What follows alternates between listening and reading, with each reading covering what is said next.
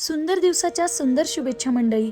हा पावसाळा कितीही छान वाटला तरीही या पावसाळ्यामध्ये सगळ्यात त्रासदायक गोष्ट म्हणजे न वाळणारे कपडे.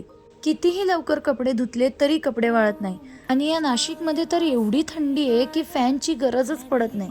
मागच्या 15 दिवसापासून नाशिकमध्ये कंटिन्यू पाऊस चालू आहे आणि आमचा हा नाशिकमधला पहिलाच पावसाळा आहे. कितीही त्रासदायक असला तरी आम्ही हा पावसाळा खूप एन्जॉय करतोय. पावसामुळे कुठे जाता येत नसलं तरी घराच्या गॅलरीतूनच एवढा छान नजारा दिसतो की मूड फ्रेश होऊन जातो. असो, आज मी तुमच्यासोबत एक रेसिपी शेअर करते. बऱ्याच जणांना माहीतही असेल किंवा बऱ्याच जणांना माहीतही नसेल. आमच्या खानदेशात तर ही रेसिपी खूप कमी लोक करत असतील, कारण मी तरी अजूनपर्यंत हे पाहिलेलं नव्हतं. ते म्हणजे कुळिथाचे शेव. आता कुळीथ हा प्रकार मी आत्तापर्यंत बघितलेला नव्हता. नाशिकमध्ये आल्यापासूनच मी कुळीथ हा प्रकार पहिल्यांदा पाहिला. जसे अख्खा मसूर असतो ना, तशाच पद्धतीचे हे कुळीथ दिसतात. आणि हे कुळीथ थोडे भाजून त्यांना दळून घ्यावं लागतं.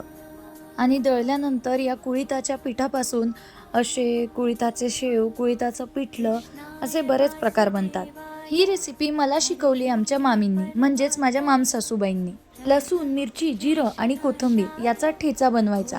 या ठेच्यामधला 1 चमचाभर ठेचा त्या कुळिथाच्या पिठात मिक्स करायचा. थोडं तेल आणि मीठ टाकून ती कणिक मळून घ्यायची आणि नंतर उरलेल्या ठेच्याची फोडणी द्यायची. या फोडणीमध्ये थोडं दाण्याचं कूट टाकायचं आणि त्या फोडणीला चांगला उकळ येऊ द्यायचा. आणि या फोडणीला उकळ येतोय तोपर्यंत आपण जी कणिक मळली होती कुळिथाच्या पिठाची, त्याचे असे शेव बनवून घ्यायचे. आणि मग त्या फोडणीला चांगला उकळ आला की त्यात ही शेव टाकून द्यायची. आणि ही शेव चांगली शिजली की मग आपले कुळिथाचे शेव तयार.